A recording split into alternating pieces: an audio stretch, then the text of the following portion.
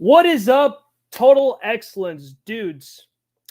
Now, I know you guys must be wondering, like, why the heck, Ichthus, are you wearing Power Rangers? You're wearing all red. I mean, even my trunks, not trunks, my shorts are also red. So if you guys can, like, ask me what's my favorite color in the Power Rangers, I will tell you my favorite color. It's blue. Shout outs to Billy, because blue was my favorite. I slowly got into red, but let me get to the point, dudes, of my awesome guest, Edgar Pasten. So he did his homework, guys. So I made sure I did my homework. He gave me the flats for Amerikaiju. Hopefully I said it correctly. So I'm going to be coloring this while I'm talking to Edgar, because Edgar is so awesome. So, and as well too, dudes, make sure, guys, that you go and check out his website, which I will showcase right now. I know you guys are just... So here's Edgar right here. Look at his beautiful smile. All right, guys. So Amerikaiju. All right. So this is where you guys can get your copies. Issue 2 is very special, guys, because it was the day of my birthday. So we know issue 2 is going to be fantastic. And look at that, man. I'm very curious for this dude in the skull in the middle, because he looks amazing. Holy crap. So, enough of my jibber jabbering. Edgar Pasten, who graduated in Otis College of Art and Design, he worked in Boom Studios for Power Rangers as a Saban brands seen in mass marketing. Okay, so that's why you guys see me wearing this getup. But he also did some toys as well, which is fantastic, which you guys will see. Okay, he showed me some toys he has, and I was blown away. I mean, that's why we're a little bit late. It's just we were just talking so much cool stuff. But enough of my selfishness. Let me show you guys this awesome video intro that Edgar sent me himself. So once the videos play, guys, Edgar is going to be on the show, guys, okay? So, dudes, let's enjoy the show.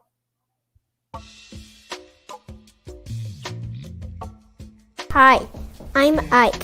I'm 5 years old, going on 6, and I'm the new monster hunter in town.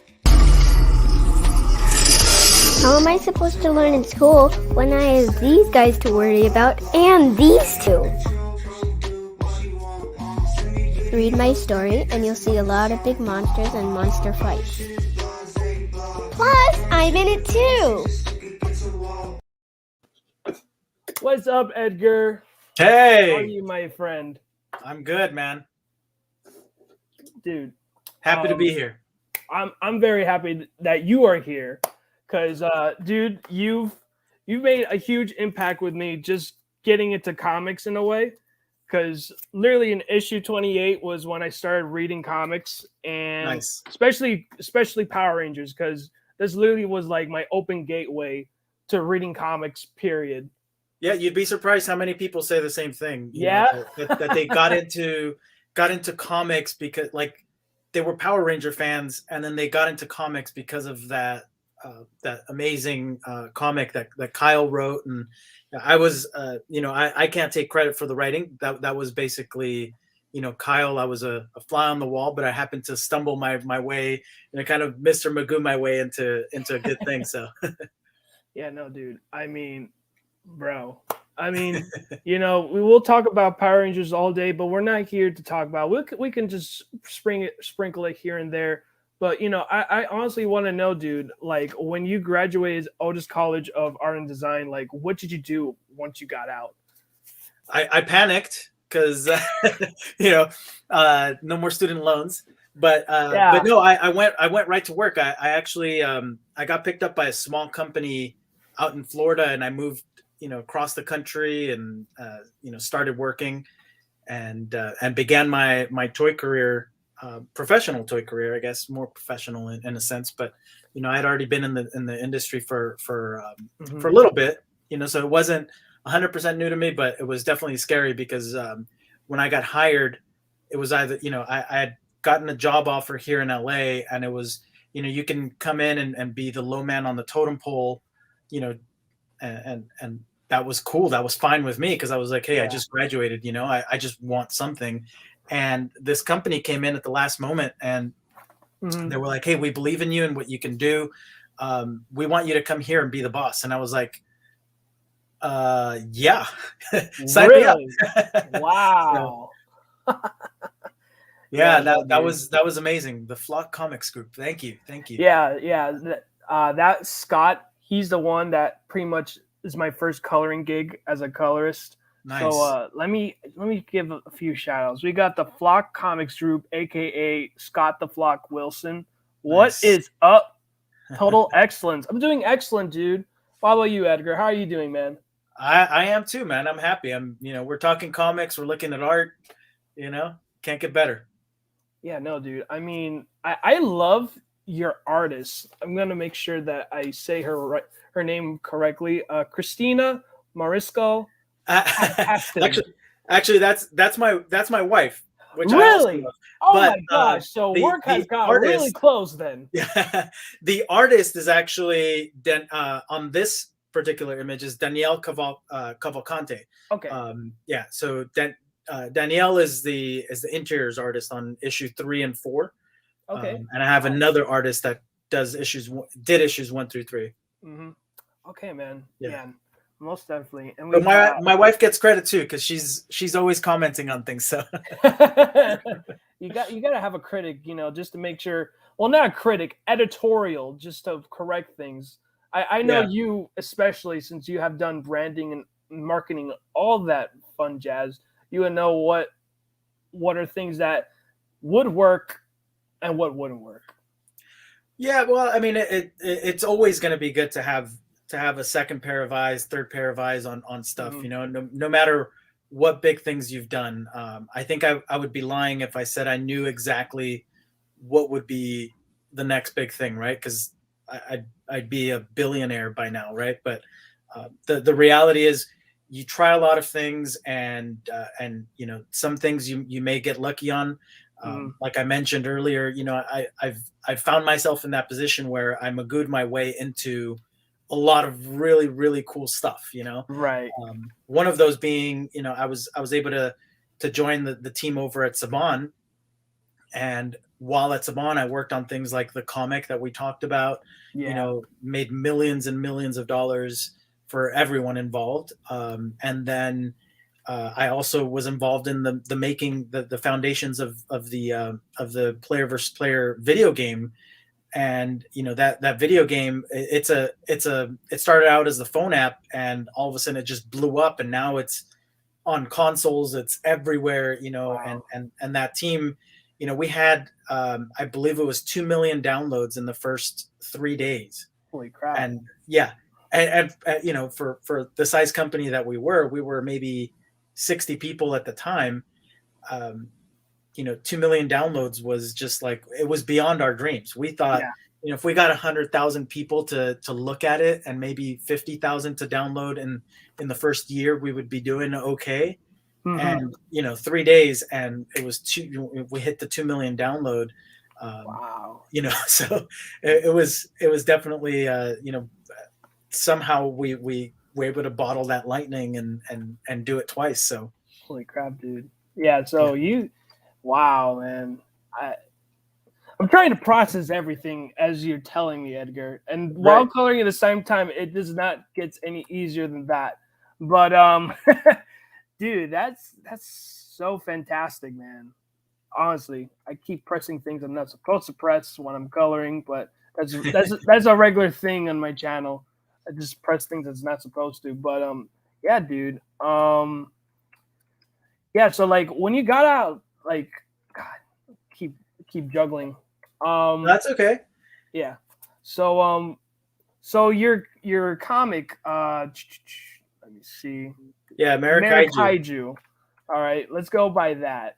So where was the name came up, and like how is like, we all know kaiju is from Japan, but why the American version of kaiju? That was like when those two together, like it's like, huh, it makes Yeah. sense. Yeah, it's like two worlds colliding, but at the same time, you're right. It does make sense. It's one of those, like, the name definitely came first, and Mhm. the name the name came about out of spite. um, Very, very long story short, I was at a convention. My buddy and I are sculpting. Where I make these vinyl toys, and Mhm. as a gimmick to like get people to come up and talk to us, we started sculpting, and Right. we're sculpting monsters on top of this little figure. It was a little boy named Yo, and that little boy we're sculpting on, and we started getting a little group of people, and of course, 5 minutes later, this group comes up, and out from the back, this guy's like, "Americans can't make kaiju," and then he walks away, Hmm. right? And it was like this very matter of fact, very gruff way of saying it that just you know it Right. irritated me, to say the least. And Yeah. then as mad as I was able to calm down and keep working. But I was thinking about it all weekend, that the rest of that week, the weekend, and then I came into work the next, that next Monday, and I was Mhm. just like, you know man, screw that guy. I would have said this, and I should have said that, kind of thinking of things that Yeah. I should have said at the moment. And um, I basically came up with, well, yeah, we can, Americans can make kaiju, and Yeah. this is my response, right? So Mhm. Amerikaiju came first as a name, and then I started just sketching monster after monster for myself, right? And it was more kind of working out the anger of, who does this guy think he is, telling Mhm. me I can't do this. Um, so I drew a bunch of monsters, and just kept going and going and going, and then the comic book idea, fast forward a full decade Mhm. to 2019. That was 2009, believe it or not. And then Really? 2019, Okay. when the disaster strikes, um, you know I didn't have to commute into work. I didn't have to I didn't have to take lunch breaks. I was at home doing my own thing, and I happened to have a few instances where I had to teach my son a few different lessons, and I started drawing them out, because that's my go-to, right? If I, Yeah. my cheat in life has always been to draw things out, and kind of capture people's attention with that. And I was Mhm. able to capture his attention by using my drawings, and in that I was kind of inculcating some of those lessons that I wanted to teach him. So the idea was like, oh, he loves these monsters that I draw. Why don't I just draw these monsters and have this little boy go through the same issues that he's going through, right? So Mhm. he would have issues where he would try something. I think we were trying to play basketball, and he couldn't shoot the ball high enough for the 10-foot basket. And I'm like, you're 5, like, calm down. I'm not expecting you to get up there. Um, so a lot of it was, you can't give up, and you have to try and try again, kind of thing. So some of those Mhm. lessons, I was like, I can actually make this into more long form, and teach him some of these lessons, where it doesn't feel like I'm necessarily like droning on and telling him like, this is why you do it, and we should Mhm. always get up, and kind of motivational speech, the way that you Right. talk to an Right. adult. um, I figure a story is more captivating than some life lesson that I'm trying to impart on him, with this speech that I'm trying to give him. So Right.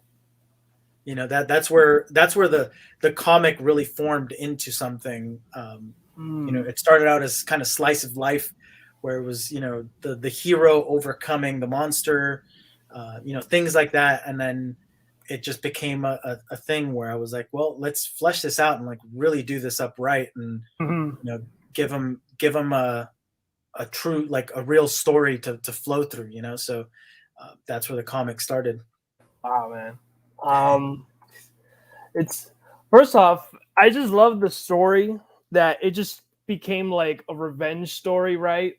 Yeah. And that it just starts off with the name, but then like you turn it around from it being like a villain arc to look, I'm gonna develop this thing where it's gonna be something for my kid to understand. And instead of preaching to him over and over again, why not I just do something that I would have wished that maybe, or maybe you have learned within your youth, I would not Yeah. know, but Yeah. in a visual standpoint. And that honestly, there's just so many ways that we could communicate with kids, but I think visually gives it a more impact. And and getting a kid's attention is so difficult. I would know personally because I did I did after school care, and oh Oh my yeah. gosh, man, those kids they test you, man. They You've test been in the you. trenches then, yeah. I've been in the trenches, man, and I'll tell you what, man, taking care of other kids is not my thing.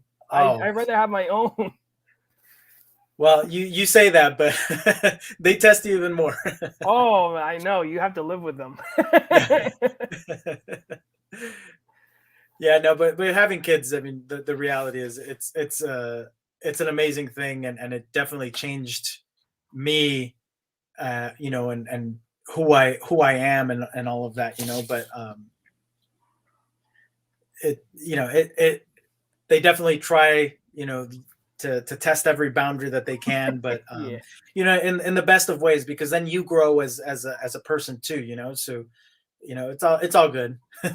Yeah, no, it's all good, man. But yeah, again, you got a really cool idea, and this Skull character, I'm just surprised that I'm seeing a lot of the Skull character. So, can you tell me a story of him right here? Because you Yeah, so have he is such a cool actually. design behind him. Thank you. Yeah, so he is actually the main. He's the protagonist. So Okay. there's the way that the story flows is there's a 5-year-old, and he comes into contact with these two spirits, and those two spirits, and basically give up their powers for him to be this hero, and that actually happens to be his name, and he actually goes from being a 5-year-old in a 5-year-old body to this adult in this suit. So it's kind of like a Shazam, right? Action Okay. where the kid becomes the hero, and he's still a kid inside of there, and like Yeah, kind of thinks the way that a kid does, but Yeah. he's like this big strong guy with special powers, and he's still very much learning how to use those. And a lot of the design, it's funny. There's a whole backstory that's yet to be fleshed out, but the idea there is that he emulates his personal hero, who happens to be like this fictional character on TV for him, Right. and kind of think like a Schwarzenegger kind of guy, right? Where he's in Okay. every movie. He has his own cereal, and the whole nine, right? And he basically looks up to this guy as his hero, and he's like, oh yeah, he thinks he's in a video game at first, and he's like, yeah, I'm gonna make my avatar look just like my hero. Okay. And then he adds a twist because he wants to have something that kind of connects with his roots, and I'll actually be fleshing that part out a little bit more in the coming series, in the coming issues, I should say, where he talks about a little bit about his background. I wanted to introduce a little bit of my culture, of my background, into these characters, for again, it's for my son, Right. really, but it's really to show him a little bit more about where he comes from and that kind of thing. So we're going to be talking a little bit more about that stuff later on, but this character's name is Hero. That's his alter ego, and the kid's name is Ike. Ike. Okay. Yeah. Okay. And Ike is the one that you heard in the intro video talking about, how am I supposed to learn when I have these guys to deal with? And he talks about the two mentors that are supposed to be teaching him. and those mentors are going off at each other all the time, right? One says left, one says right, and Right. you know they can't agree with each other, and he has to end up. He ends up being like the mediator between the two, and you know, kind of making one decision and just going with it. Yeah, no, okay, it makes so much sense because I had a feeling when I was looking through all your images, like, okay, these two have like two spirits. I have an idea with the colors and everything, what they invoke, and Right. yeah, man. Again, I'm loving it so far with how you're bringing it up and everything. So for Ike, like, who's your voice actor? Because it's pretty solid, man. It's pretty solid. Thank you. That is actually my son. He's Really? my now 6-year-old little man, and he does all of the VO for us. Wow. So Yeah, he you're is super talented, and he just like I asked him, hey, I asked him earlier, hey, can you come record this for me earlier? And he's like, yeah, sure, okay, Dad, come on, let's go. And he'll lean in and he'll be like, all right, here's my line and done. And he's good, man. He's like one take and he's just done. Yeah, no, it sounds solid, dude. It sounds solid. I'm like, man, like who's the voice actor? Because I might hire him, and because I honestly thought like it was like just because most voice actors that do kids are like women because their Yeah. voices are very they can play around with that. I can't voice a kid, Yeah. Oh, it's super difficult to even attempt it. Yeah. Yeah, no, dude. But yeah, no, your son, I'm blown away. Like he's pretty top notch, man. Thank you. You're already prepping him up for voiceover work as we speak. Yeah, no, he's actually been asking forever to be a YouTube star. Yes, this is already a question there. So it's like the famous Gabriel Bunny Pasten. Yeah, he's been asking, and it's funny because he's been asking for a while. How can I get these videos, Dad? And he'll steal my phone or he'll steal the iPad and he'll record himself. Right. And the funny thing is he watches so many YouTube videos that he signs out. He's like, all right, don't forget to subscribe and like the video. And but you have to upload to YouTube. You can't like a video without doing something like that. And he's like, Dad, come on. So he loves that I put these up and people, he'll play them for his grandparents, for my in-laws. And he loves that, at that moment, my mother-in-law very sweetly double taps the screen and is like, I liked it. It's really good. And he's just like, he feels proud. He like pops his collar and is like, yeah, that's me. No, man. Yeah, no, your son is solid work, man. Tell him that he's good. Yeah, he's really good. I honestly would not expect it to be your kid, but I'm like, man, it sounds exactly like a kid. Yeah, no, I mean it's crazy because when I start talking about my son, it's like the typical dad talking about his kid and talking him up and all. But the reality is, man, he is multifaceted in a lot of ways where he does the voiceover stuff and it's just so easy for him. But he not only does that, he obviously inspired this whole thing to happen, but he also helps me with the designs. Really? Yeah, he submits his designs and gives me ideas for the next villain. So he's decided the next couple of monsters. And actually, that very good question. Again, we're just jumping with other questions. Perfect time. Yeah, perfect timing, man. Perfect. So yeah, the monsters, it's a mix, right? But the reality is I take the lore that exists and I look at whatever is out there in the zeitgeist of monsters and cryptids and all that good stuff, because there's so much stuff that's already out there. But I try and give it a twist for it to be very much my way of looking at it, right? So when I did the Beast of Busco, for instance, he's the big turtle guy that you'll see in issues 1 through 3 especially. That one has a very specific story, and the lore is this giant turtle shows up in a pond and in a lake, really, Mm-hmm. on this guy's farm. And he tells everybody, and he's known already for being the guy with the tall tales. So he goes and tells everybody, and everybody laughs at him, and it's like, yeah, okay, dude. Yeah. So he sets off, and he's like, no, you guys have to believe me, to a point where he goes bankrupt trying to find this turtle.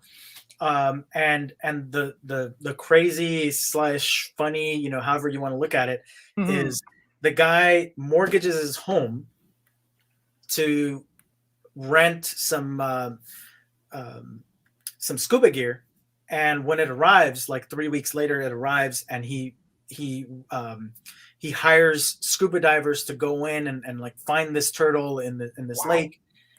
He goes through all of this expense. He ordered the wrong scuba gear. He ordered, yeah. Apparently, there's scuba gear for like freshwater and for saltwater, and he ordered the saltwater stuff. Oh, He gets no. screwed out of all of his money. Oh, my God. So it was never found. There's all these claims in the town of Churubusco, where he's from, in Indiana, I believe, where, you know, people are like, oh, we found him, and, you know, here's this 3-foot shell, and, you know, we found him. But he reported that it was about the size of a small Volkswagen, you know, like the VW bugs. Right. And that's how I'm drawing him, right? He's a pretty big 6-foot tall turtle, and, you know, that kind of thing. So in my design, I not only made him a giant turtle, I added details like his shoulder pads are the saltwater diving helmets. And he has an anchor on his, you know, on his forearm, you know, Right. little things where, like, you know, nobody else is doing that on their Beast of Churubusco images, right? Right, I'm just adding my flavor into the lore. One as a nod to the farmer, you know. I mean, sorry about that guy, you know, and his story, but man, so it's true, you know. But oh my gosh, you know, so whoa, wow. So yeah, you know, it's all in there. And you know, every time that I design a monster, I look at it that way, where, you know, what can I add to it, instead of just, you know, oh, I see the, you know, Bigfoot is Bigfoot, and that's it, right? I'm adding my own twist when I'm drawing my Bigfoot. You're seeing a version here on screen of a Bigfoot that exists. There's going to be another one that I don't want to give too much away, but he's actually he's going to be a wrestler, lucha libre kind of style, and you're going to see a little bit of that come through, and the story behind it is also, you know, tied to the sightings, and, you know, all of the good stuff that's out there already.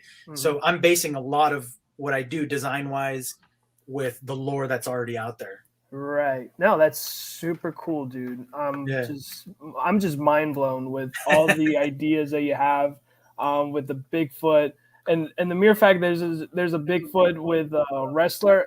Oh my God, dude. I'm just you're just speaking my language. I love wrestling. Yeah, and I think, you know, the fun part about it is that this comic is all ages, right? It's written that way because, you know, again, I wrote it to teach my son some lessons, so it's very safe to read and all that. But there's also that level of cheese that you wouldn't find in a lot of other places, and I'm not talking about, like, you know, like Bigfoot being a wrestler necessarily, right? But that's something that came out of a brainstorm with my son. But it's things like that. But, you know, he also helps me with like naming things, right? Little kooky things. He has that sword in his hand right now, and it grows into a bigger sword and into a more ownable sword for him as a character. And I looked over to my son and I said, you know, what should we name this? And without skipping a beat, he was like, Sword of Swordiness. It's the Sword of Swordiness. Fantastic. And there's this whole line in the story where he's like, I got it, you know, it's the Sword of Swordiness. And, you know, the two mentors are like, how dare you, you know, this is a sacred thing. Yeah. And, you can't just name it Sword of Swordiness. And he's like, it's a Sword of Sword. It's mine, you know. So yeah, right. Just saying in the first go, it's like, it's an ancient sword. How dare you think Yeah, of it yeah. like something silly like that? It's Yeah. sordidness. I think the line is something to the effect of like it's the Reaper of Souls, and he's like, "That's creepy, you know. I don't want to name it that." And then he's like, "It's a sort of sordiness." So there's a lot of cheese in it that way, and it's on purpose. Uh, you know, obviously because of the way it's being written and for the audience that it's being written for. But there's a lot of there's a lot of not I wouldn't say SpongeBob level of adult jokes, but there's some level of adult jokes in there. You know, kind of trying to throw that in a little bit here and there. Yeah, little innuendos here and there. Yeah, no, I honestly love all ages comics, especially comic book stores, which I don't know if you ever visit a few of them. They love all ages comics because it just makes it more easier for them to sell since, most of the people that read comics now are, adults like us that we can Right. afford it. And, the kids have short end of the stick and they're now more expensive. It's like, now it's like what, like $5 or $6 to get one floppy. Yeah, yeah. And worse now because there's a paper shortage. And Oh my gosh, that's I right. don't know if enough people know that. Oh no, But- trust me, my buddies who are doing comics, they let me know. Yeah. It's crazy. I mean, just buying a ream of paper right now is you've struck gold if you have anything that's coated. Crazy, man. I went to my regional supplier. I went to two different ones, and they were down to just like regular plain copy paper. And I'm like, well, I can't print on plain copy paper. I mean, if I have to, that's what we'll have to do for future releases. But Right. I lucked out. My incredibly smart wife, and shout out to her, was like, don't buy one ream at a time, because I'm super cheap, and I'll be like, well, I'm only using 75 sheets and I'm going to buy 100, and for what we're doing, she's like, no, just buy big and keep it around. You're going to use it. And she's one where it's like, I believe in you. Just do it. Wow. Right. So I actually bought 2 giant boxes of paper. So I'm sitting pretty on paper right now.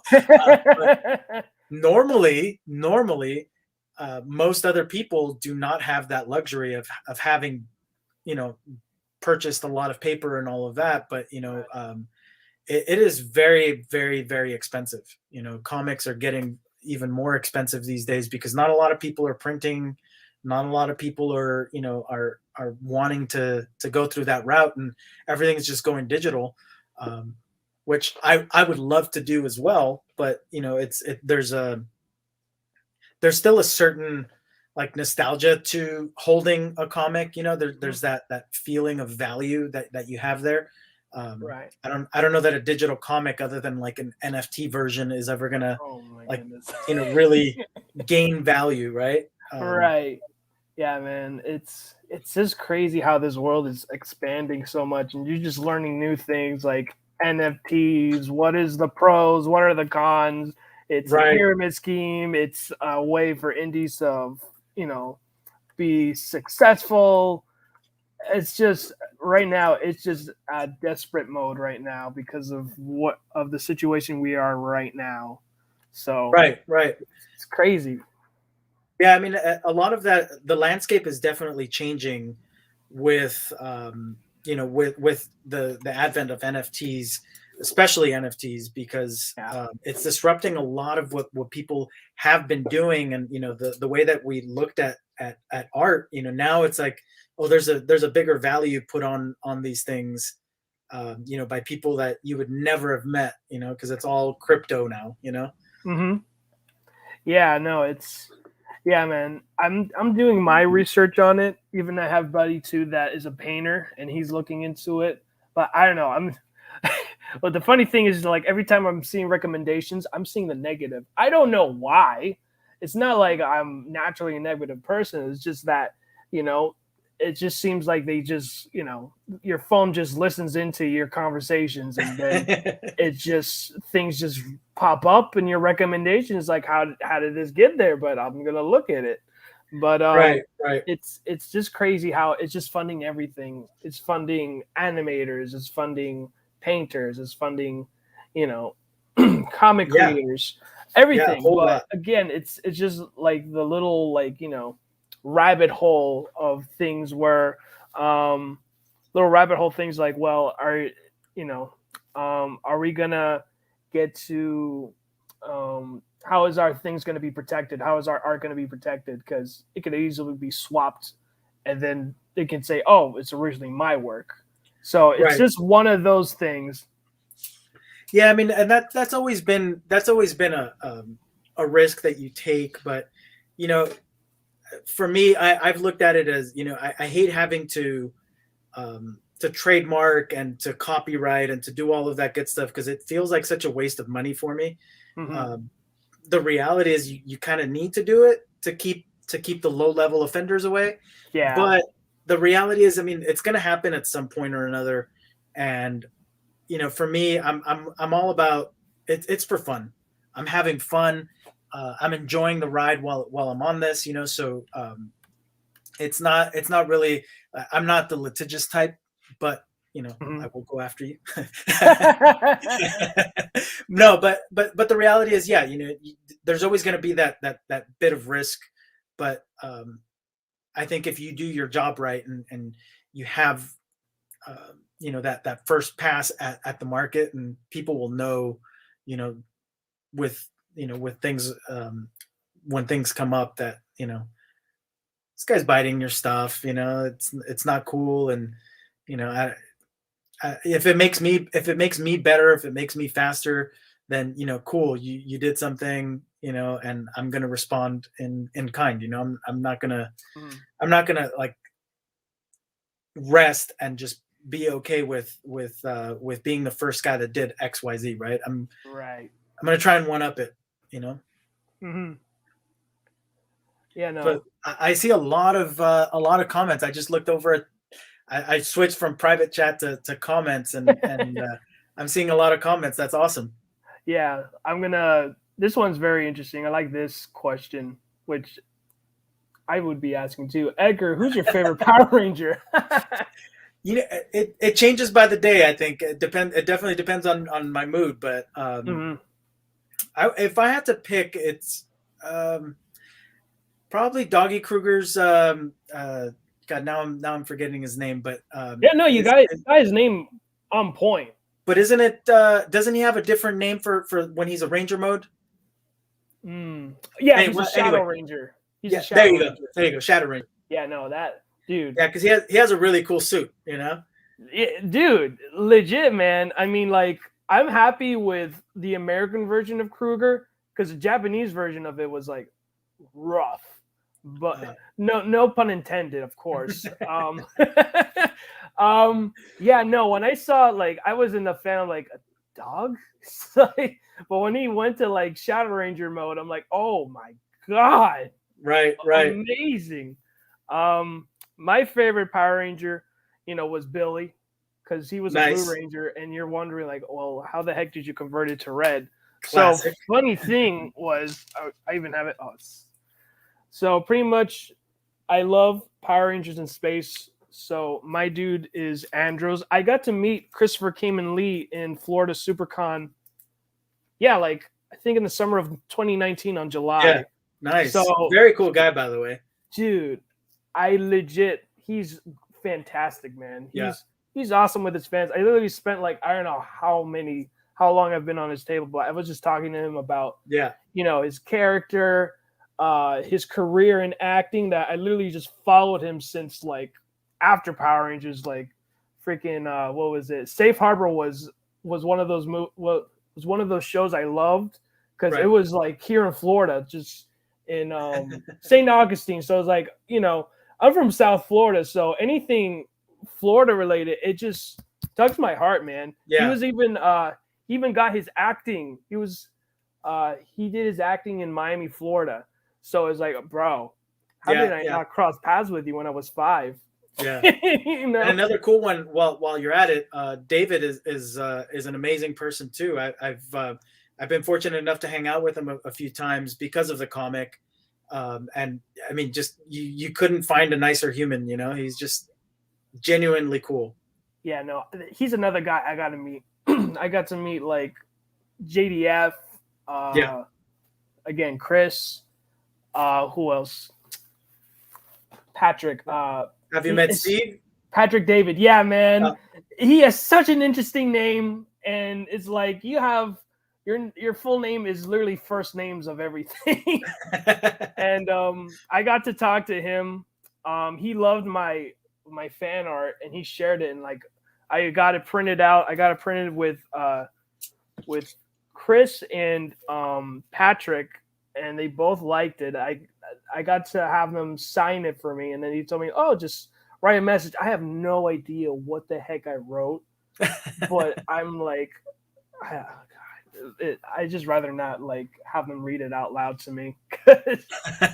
You know, anything you write in your head is gonna sound awful when you read it out loud. But right. yeah, no, the people like the cast of the Power Rangers are so fantastic. I have not have any one bad experience whatsoever, and I think because of it, that it still kept it to its relevance. Thanks to you, of course, and everybody else in the team from Boom.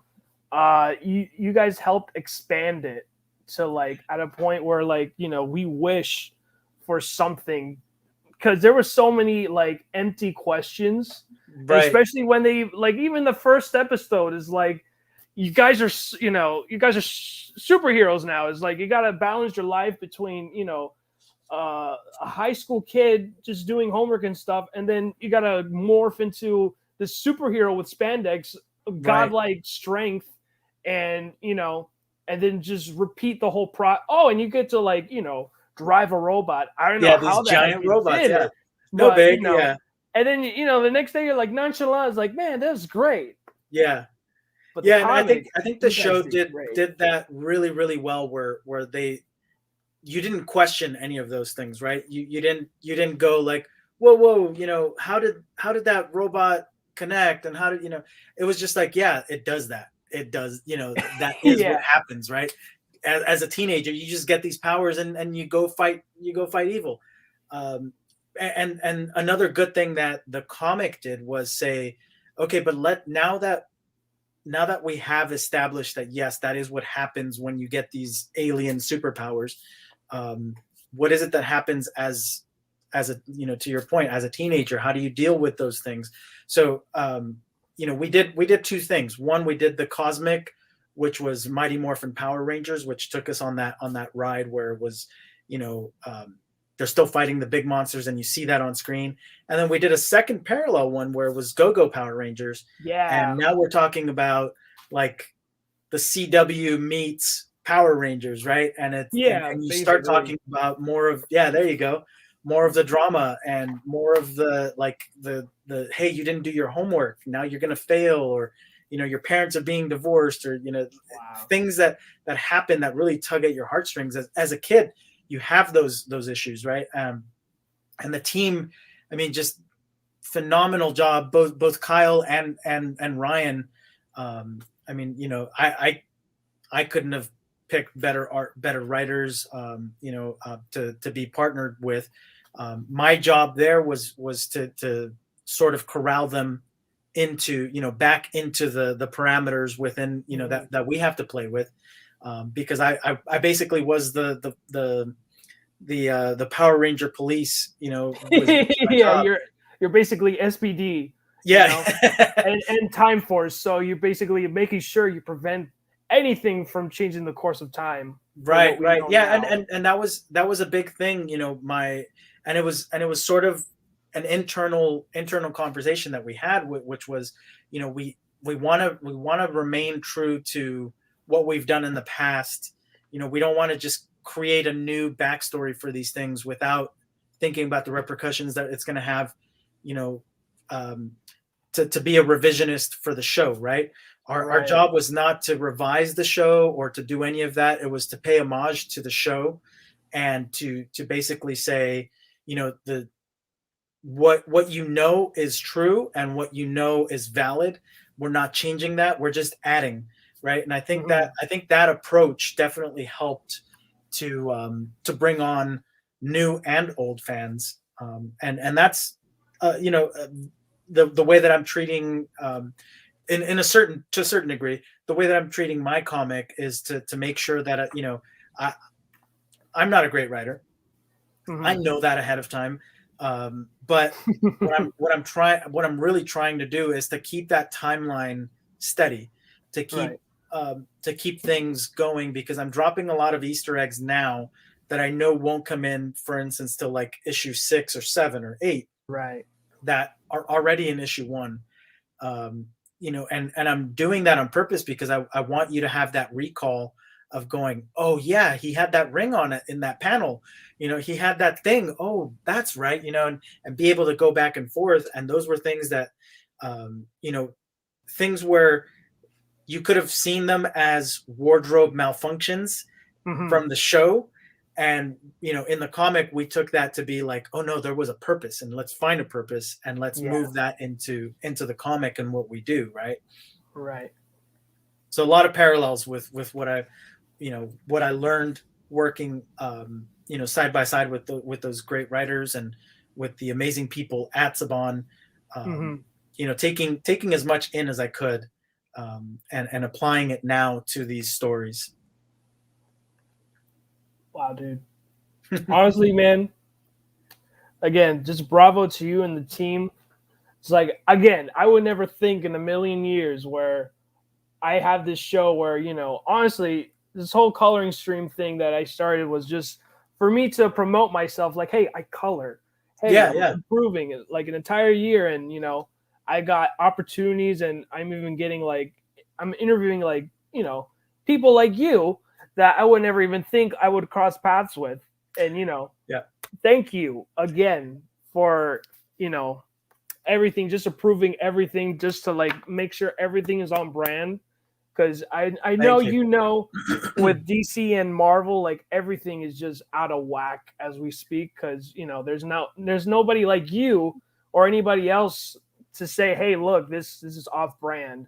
Hey, look, I know we've changed our universe for God knows how many times, but there's a rule.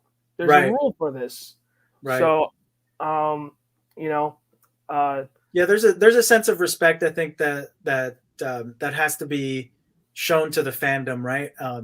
It's not like everything you knew as a kid, like throw that away, that's garbage. We're gonna do this over again. yeah, For me, it feels a little cheap, and I know that, um, sometimes as a professional, you kind of have to, right? Because if the person paying the paycheck says, this is the way it's got to go, then you have to figure out a way to balance that. And in this case, I was extremely lucky that, from the very top, Mr. Haim Saban, was very adamant that we should service not only the new and cultivate new fans and service those new fans that are actively watching the show, but also servicing the fans that grew up and made us who we are. And that was an important part for everybody involved. And it was a great lesson for me to learn, because yeah, if you have a fan from day one, you don't want to be like, yeah, sorry about what you read, none of that matters, even though you're following us and you're an avid fan. Forget that, let's start over, right? That never works. yeah, You always lose somebody, and there's always that negativity there. yeah, most definitely, man. But yeah, um, I gotta ask you, dude, because before we'll jump back to your comic. Um, so what was the things that you could say where they approach you with this idea, and you're like, hey, that's a really cool idea. If it's not Power Rangers, Yeah, well, there were a lot of instances. A lot of the pitches were, um, when they came to us initially. I can't speak to any very specific points, but I of know that course. a lot of we tested writers, we tested artists, and I think the biggest thing was making sure that they stayed within the sandbox of of just staying true to Power Rangers, and the age that we were in, Hmm. or the target range that we wanted to hit. A big thing was, could they swear? Could one of them kill the other? Could that kind of thing? and there were a lot of like, whoa, we purposely, don't hold guns, right? We have blasters. We don't, we don't do this, we don't do that, we never show blood. There's certain rules that you have to follow, that are more on-screen type of rules, but we definitely had a lot of instances where we had to corral the artist or the writer into a little bit more of a sandbox. But we work with so many professionals, and all of these guys were incredibly professional in that when we gave feedback, it wasn't the nice part was also being an artist myself, the feedback from me was never, I don't like that, right? That's not valid. That's not feedback, right? That you can grow from. So the feedback was always, well, we can't, for instance, we can't show the death of Tommy was a big one, right? Yeah, we can't show something so graphic on there. And we went back and forth as how to portray that. One, we wanted to be super respectful of JDF, right? Right. We wanted to be respectful of the fans that JDF has cultivated over the years. And we also wanted to be careful because we knew that regardless of what the fandom was like online, there was still a fandom that was following that was a lot younger, right? Those aren't the kids, a 5-year-old, 10-year-old that's reading the comic and that's following those images is not tweeting about, how cool that last issue was. They're just reading it and having fun, right? Like we used to. But it's the adults that are tweeting and all of that. So it would appear to a lot of people, if you don't really think about it, it appears that those are your only fans. And, I don't have to worry about the gore because it's only adults on Twitter. Well, it's like, yeah, duh. Right. Yeah. You don't really think about it, but those are the only people that you're seeing commenting on your stuff. Well, then you think like, yeah, I don't have to worry about the gore. But from a brand standpoint, we had to worry about it. We had to say, no, we have to tone it down. We have to change these things up. So instances like that, more than anything. But again, we worked with such professional folks that what you saw in the final was not only a compromise to some degree, but it was actually a lot better than what was initially pitched. And and the credit goes to the publisher Boom and the specifically the editor, because she's amazing, and I believe she's still working on the book, Daphne, and her team. But there were so many instances like that where things could have been derailed, but again, the professionalism, the level of professionalism there, they understood that there's a balance that we have to take, and we made it work. Yeah, no, dude.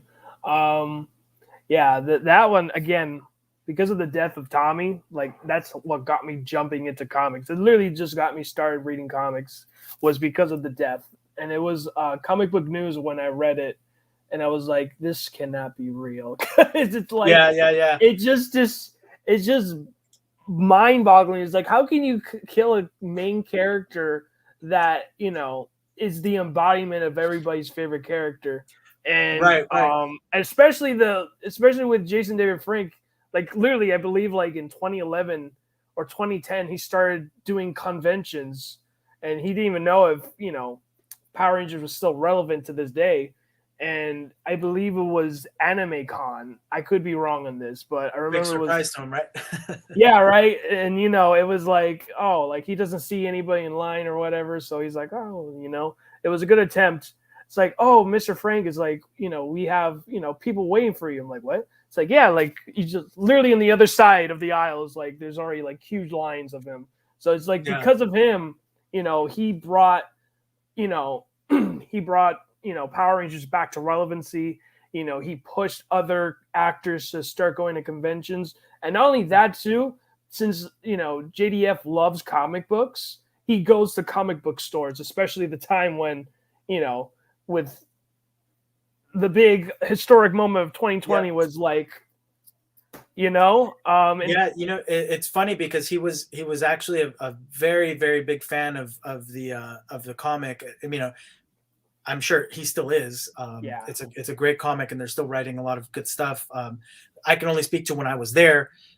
It was like weekly calls and what's happening this week and what's going on and who how is it going and how's my Oh my character. gosh. So he Wow. great guy and it was a lot of fun working with him on that too and really it was not that specific relationship but the relationship that I had um, with the team at large that struck me to be like, well, I can I'm not an expert writer, but I can write something myself and a lot of times I found myself pitching some small ideas, Mhm. situational ideas, not like big story arcs or anything, but can he be doing this instead of this kind of thing, just to kind of mediate and I think that part definitely gave a lot of confidence, for myself. It gave me a lot of confidence to take this leap now and write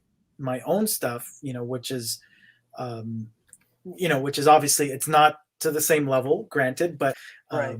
it's more in that vein of it's lessons and for me it's like I'm doing a comic book about monsters, man. I'm having fun, Yeah. Christina has a question for you. I'm going to be asking you another question too. You talked about new issues you're working on. How and when can I get them?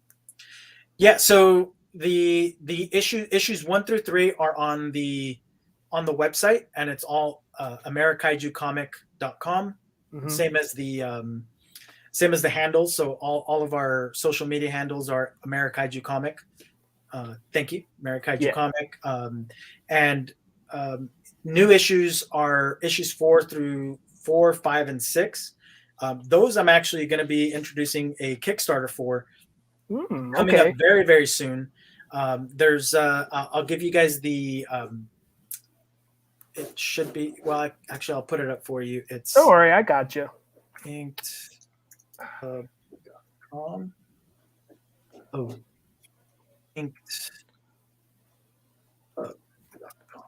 so I sent it to you in the private chat. It's Okay. inkedclub.com, and if you go into the um, upcoming projects, you can see Right. our link there so that you can get notified of when we throw the Kickstarter online.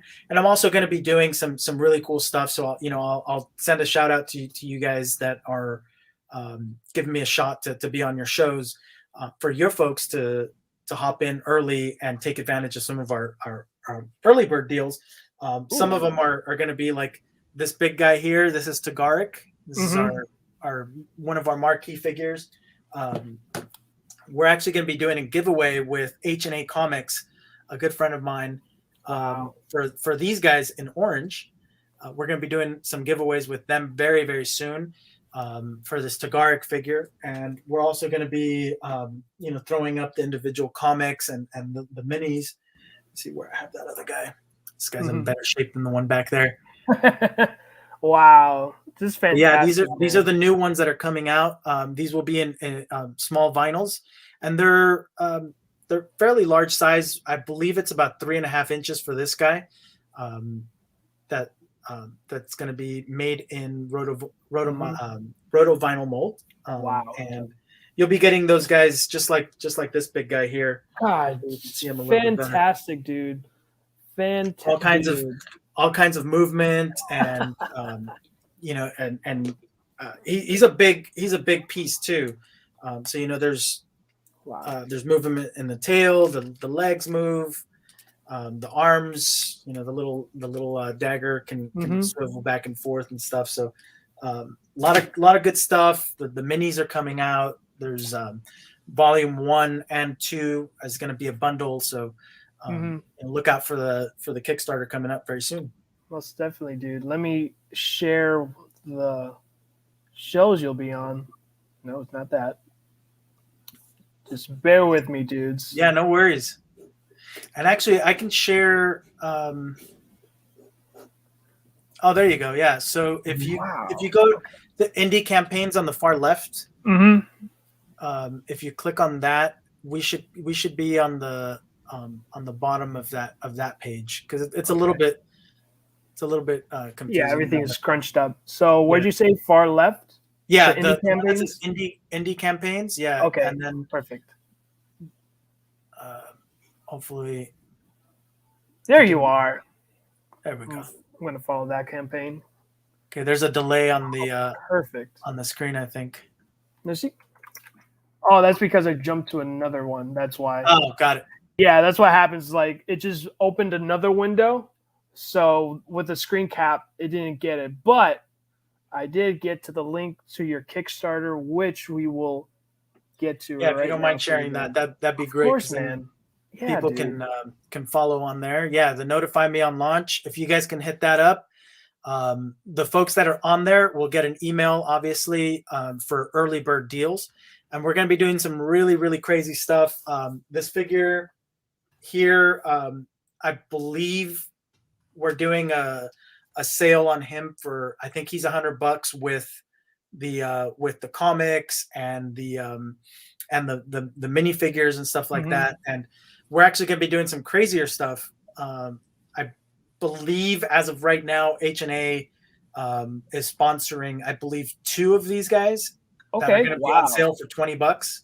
Wow. So yeah, so they're actually paying for the majority of him. So you'll get this guy that normally is, I believe his normal retail is 120. Wow. You'll be getting them for $20 as an early bird special. I believe they're doing only 2, but they might change their minds. Yeah. And they're also doing some variant covers, some special variant covers that are only for early bird. So we'll be doing some crazy stuff. Hopefully, working that into the campaign soon. Dude, that's so freaking awesome, man. Again, like, you're coming in hot with the campaign right now. I mean, you got a cool comic book. You got your kid voicing your main character. You got toys, which is something that is so costly, but also is like everyone in the indies communities within the comics, they want to do toys, but it's like they cannot find the resources, or they don't have a knowledge of it. And when they do find it, especially me, like, they'll find like a 3D printer. It's like, yeah, you're just gonna have that, but without paint. And I'm like, wait, yeah, what? We have to. Yeah, paint and that's a very tough thing. But I've had the good fortune, like I've done figures like this one for my buddy John. Let me enlarge you, man, because these vinyl figures and stuff. And man. I've been able to do that for. Oh, sorry. Yeah, man. Let's just showcase your beautiful work, man. Things like this. Yeah. I don't know if you can really see them very well with this lighting, but it's a white silhouette. It's pretty rare. But we can probably see this guy. This is one of my first figures. Wow. This was a Stan Lee figure. Really? Officially licensed Stan Lee figure, chibi version. We had him fully decoed, and then I did these hot colors for a celebration for him as well. But I've done quite a bit of these vinyl figures. Again, this is the one that we're going to be doing the specials on. But he stands, a little bit over 8 inches tall. Yeah, and I believe it's 11 points of articulation where his tail moves and the arms, and you have a bunch of points where he's able to move and pose and stuff. So if I can say so myself, very cool figure. This guy was actually hand sculpted. It is. You sculpted too? Yeah. So really? I part of my my background, I've been a toy designer for a little over 20 years, and being a toy designer, you have to make everything, right? So one of my skills that I really grew to love was sculpting, and I noodle around with that a lot. So I hand sculpted that guy, and then the rest of these are going to be digital sculpted. Wow, man, dude. So what toy company did you go to do all these awesome toys, man? Well, I've bounced around quite a bit. I think I mentioned to you that I had done some internships with within Mattel, different places in Mattel. I've worked at places like Funrise, which are more medium-sized companies, Imperial just recently, Hmm. different toy companies all around. But I've also done a lot of freelance stuff, even for Funko, right? Right. Just recently, and different places all around. But I've had to hone those skills of, if you want it made, you have to prove that it works and that it looks good, that kind of thing. So not only drawing the stuff and designing colors and stuff like that, but also fleshing it out, making it real, making maquettes of things to, like, if you say that it's going to be a toy that kicks a ball through a goal, it better kick the ball, and it better kick it straight through the goal, and that kind of thing. So you get a lot of practice in this industry doing that. Most definitely, dude. So like, now we're jumping from your comic to like toys now. So like, I freaking love toys. I mean, I outgrown them, but like, it's like it just slowly peaks in as like the most grown up toy you'll have is a statue, and you can't even move it.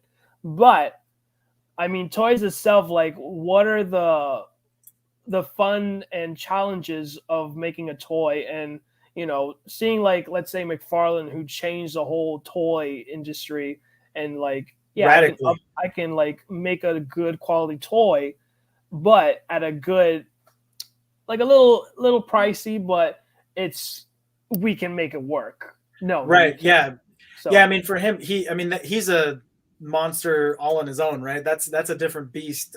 But I mean, he radically changed the way that the action figure aisle looks and behaves, right? Because now you have 40 points of articulation just in the hands, right? But for me, there was a lot of growing pains. It's been about, I would say, 12 years now that I've been doing the vinyls and working on those things, and it's to a point where it's almost automatic for me now. But there were a lot of hard lessons, a lot of very expensive lessons along the way. So there's, if you know somebody, and if you want to do something like that, and somebody that's done it, talk to them about some of the pitfalls, because you don't want to have to go through the same expensive lessons. And I'm sure most of us that have gone through them are not going to be like, oh, learn on your own, right? Because we know how difficult it is to learn those hard fought lessons. So definitely ask a lot of questions if you want to get into toy making in general. But there's so much out there now, especially with 3D printers the way they are now, where you can get a pretty finished piece right out of the printer, but taking that next step and making molds and all of that good stuff, that's where it really hits the fan sometimes for people. So yeah, no, man, it's just so crazy now. Like, we're in this world now where, like, we don't need the middleman. It's like all you need is like how's exactly what your son did, is like he just goes to YouTube, learns about it with professionals like you that just tells us, okay, this is how you do A through Z. Or you could pay a subscription that goes even deeper compared to like a 10 or 15-minute video on YouTube. Right, There's some secrets that they can't say unless they have a class that they would promote it. And just we don't need to like buy big huge bulks, because that's another thing too, is like, I remember a buddy of mine, Tyler, when he was making his book, I believe it was Chefs, and this toy company said, look, we can make human characters, but you got to purchase like maybe like 500,000 units at least, maybe even less. Like, I think the least that they could do that he was like fine with, if it was 200. Right. I was like, wow, I can work with 200 people that will be backing my book. Yeah. So, and that's actually pretty unheard of. That's a pretty low number for those companies. For the most part, you run into the, you have to buy 1,000 units plus the molds plus everything else, and then you're sitting there with a $50 piece, right? That you're like, well, I could sell this for $5, but it's costing you 50. You can't sell it for $5, and so many hidden costs that come with it. But that's why you have big players like Hasbro making 500,000 units just to make their money back, and everything else becomes gravy because it's so expensive. It's there for a reason. um, but yeah, there's so much that you can get into with toys, man. So I got a bigger question now with your main character. So within the issues within the comic, will this character grow since your son is basically the voice and this character? Will this character grow? And once this character grow, we get to hear, like this voice is changing. He's going through puberty. It's like and it's Right. it's great. It's like it's going to be all ages, and who knows? Maybe you'll go a little bit PG-13. It's all up to you, man. It's like what's great about it is like it's your baby, it's your brand. You know how to take care of somebody else's bigger brand. You know how to Right. take care of your own, which is Well, and that's actually a fantastic question, because that's something that we're going to be starting to talk about in issue 6, I believe. But okay. but the reality is, to give you guys a sneak peek of, about the wonderful question that you just asked, is he going to grow in terms of, is he aging up? And the answer is yes, but very slowly. Right. And the way that I'm starting to get ahead of that, so that it doesn't become like, okay, now he's aged out of it, or he's we're done with him, is he not only has to be this hero and grow within his character, right? His character has to have an arc and grow. And he's going to be learning a lot of different things, and the reality is he's going to learn a different way of battling. He's learning from both of his parents, and you see that in the issues very little right now, but he goes through these morning routines where he'll have breakfast with his parents, and there's a lesson that is initiated at that point, right? He's having trouble sharing, and his parents will be like, well, I'm having trouble at work too, and I'm this person's not sharing, things like that, to in that vein, where they give him examples the way that I'm giving the example through my comic, right? I'm just not that versed with words to give my son, but the reality is, he's getting that little bit of a lesson via the stories that his parents tell him. Mm-hmm. And then he deals with those through the comic. In that issue, he deals with those lessons. So by the end of that issue, for instance, he would probably learn that sharing is a good thing. And 2 or 3 issues later, he'll recall that lesson, and he'll be like, oh, remember when we learned to share? This is why we're learning to share. And there's a little bit of callback there, but not only that type of growth will he go through, but he's also gonna, to your point, start aging up, and there's gonna be somebody behind him. So I'm not gonna give away too much, but there's somebody coming up behind him that will eventually have to learn from him. Wow. Okay. Yeah. That's very exciting stuff. I mean, I think what's so exciting too is like, we all started off as kids, and I think the most important thing too is like when you grow, the characters grow, and when they grow older, it's like, oh man, it's like they're aging how I'm aging. I'm trying to like understand these things, and this character is trying to understand this as well, and he's hitting questions that I may know the answer, or maybe I haven't known the answer and it hasn't crossed my mind yet. And Right. and it's something so cool, and it's something that with Scott that I'm working with the Flock, is this character Edward. Like slowly he's gonna start aging, and who knows, I'm not gonna say what's gonna happen with the Goose Man or anything like that, but you know things are gonna happen, and I'm very excited with your comic. I'm very excited with Thank you, man. It's really cool idea, man. Honestly, it's a really cool idea. It's like Pokemon with kaiju in it, except they go super and they're not, mega evolution or whatever it is now with this new evolving system. Right. But Right. yeah, man. Thank you for so much for your time, dude. And Thank you.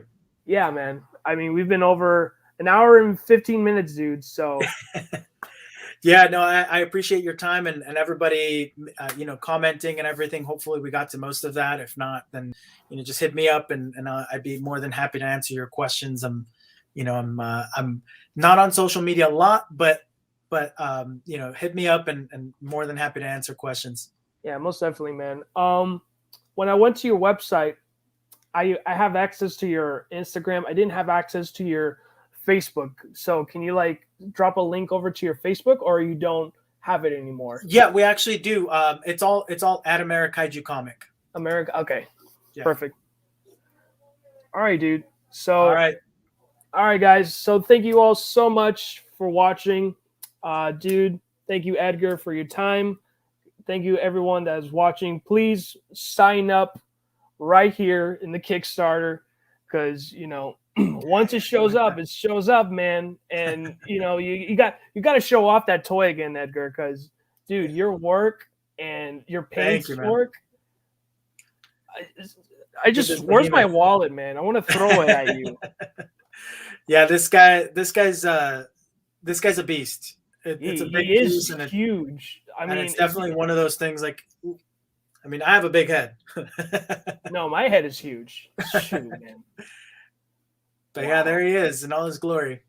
Most definitely, and man. We'll be putting up some notices on social media so that you guys know when to go on there. But if you click the notify me button, then you'll be part of that first wave of folks that gets notified for the official launch of the comic.